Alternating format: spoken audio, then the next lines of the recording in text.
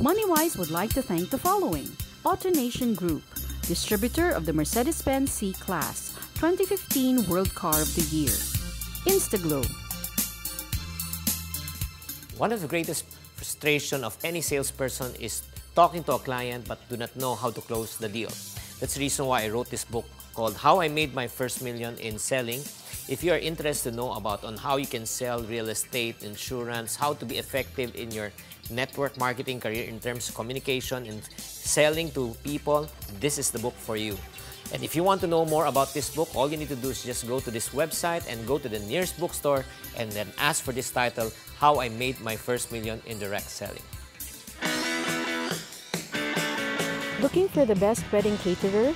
Visit Wedding Banquets Manila, the biggest food tasting festival on September 10 and 11 at SMX Convention Center. Join our wealth and life coach Chinky Tan as he talks about the blueprint for success on October 25, 2016 at the Victory Center, V Mall Green Hills, San Juan.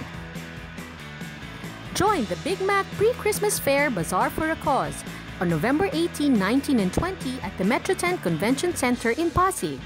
Interested participants may call 0908-815-0198 or email us at moneywisetvph@gmail.com.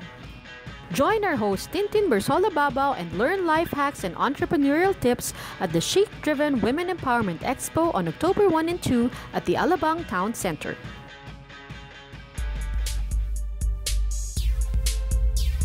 You're still with us here on MoneyWise. This time we have a Facebook question from Mr. Norberto Miranda and he is asking about mutual funds. Chinky, paano nga raw ba mag-invest sa mutual fund? Mutual fund, para sa kaalaman ng karamihan, is just like a simple paluwagan system. Diba sa paluwagan, kailangan mag-chip in kayo ng pera at then you take time. Like Kaya for example, mutual funds, kasi nagpo-pool. Pooled fund siya. Yun. In this case naman, hindi naman pinapasa sa isang tao. Pagka pumasok ka, i-invest ng isang financial institution ang pera ng lahat ng lupon.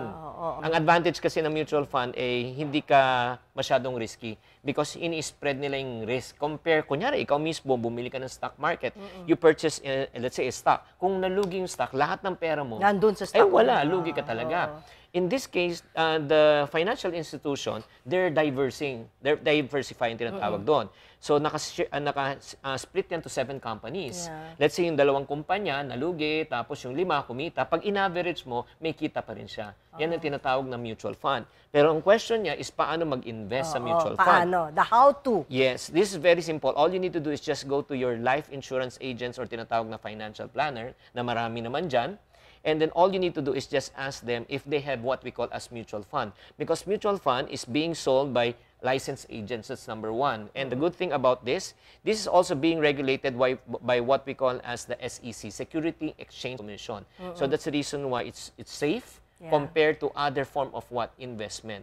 And the good thing about mutual fund is this. As low as 5,000 pesos, 5,000 hanggang 10,000, pwede ka na mag-umpisa. Ayun. Hindi naman pala kailangan milyon. Yes, and one last good thing about this is what we call as, you can easily sell the funds. Anytime, anytime if you need the money. Last tip, if you want really to invest in mutual fund, ginoong OFW, I would suggest you go for long term, at least 5 years to 10 years. Yan yung tinatawag na holding period. That is a time where you can realize the income. Pero alam nyo, Mr. Norberto, maganda pong idea yan na gusto nyong mag-invest sa mutual funds. Tama ka rin Pag wala kang oras, lalo na siya, di ba? Yeah, OFW. May mga fund managers na alam nila yung ginagawa nila. Sila yung expert doon. Na pagkakatiwalaan nyo yung pera mo, so mas ikaw naman on your end, mas kampante ka kasi alam nila yung ginagawa nila. Yes. Maraming salamat, Mr. Norberto. We now have a question from Ma'am Ophelia. Nagnegosyo na ako dati, pero kaso nag-fail, sayang nga Ang negosyo ko kasi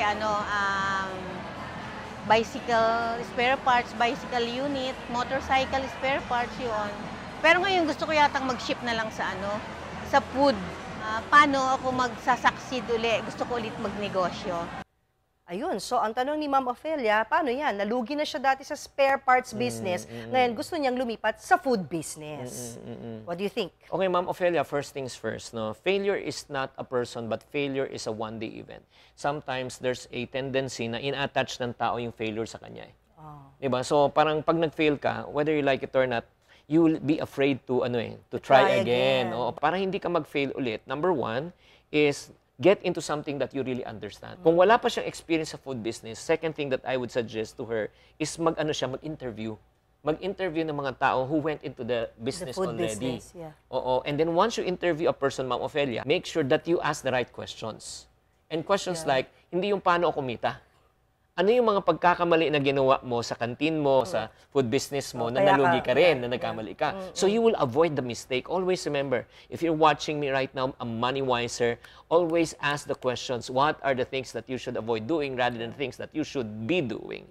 And number three, I would suggest that you start small but think big. Start with a small capital. When a What capital, is small capital? It depends. Like for example, depends. Pag food. Gusto niya food. Pag food, more or less, I would suggest kung 10,000, 15,000, malaki na yun. Anong klaseng food business yan? Barbecue? Yes, barbecue, or if not, magtapsilog. And then, do not invest yung lahat ng pera niya. If you have 50,000, invest 10,000 muna. Kung let's say malugi, meron pa rin siyang 40,000, meron siya pambawi. Very important, once you start doing it, kailangan lakas ng loob. Yan ang pinaka-importante. The one that would really prevent you from achieving what you want in life is your fear of what? Losing, fear of failure, fear of the unknown, and fear of the future. Once you live in fear, you become a prisoner of fear. But if you start believing and you have faith at naniniwala ka with meron kang alam, meron kang pananampalataya at pananalig sa Diyos, you know what? You'll become successful. Ilang beses na ako nag-fail sa business. Talk about failure. Pero tinaman naman ako, serial entrepreneur pa rin. Yes. Kahit ano, tinatry ko pa rin pasukin Yes. hanggang sa makita ko yung business na mag-work at maglalas. And speaking of food business, Ma'am Ofelia, I own now a company called CBB Foods. Nagdi-distribute po ako ng food sa mga supermarkets. Ito yung mga food na matagal ang shelf life. In terms of failure, tama ka, Chinky eh. Diba? Pag natakot ka because you failed once, wala na mangyayari sa'yo. So, Ma'am Ofelia, yung payo ni Chinky, subukan po natin yan. Try po yung food business na maliit lang yung muna yung capital para po yung kung malugi man kayo, hindi rin masakit sa kalooban. Ano? Yes. Hi! Ako si Mucha at tayo ko sa ibang mga bata. Be Money Wise!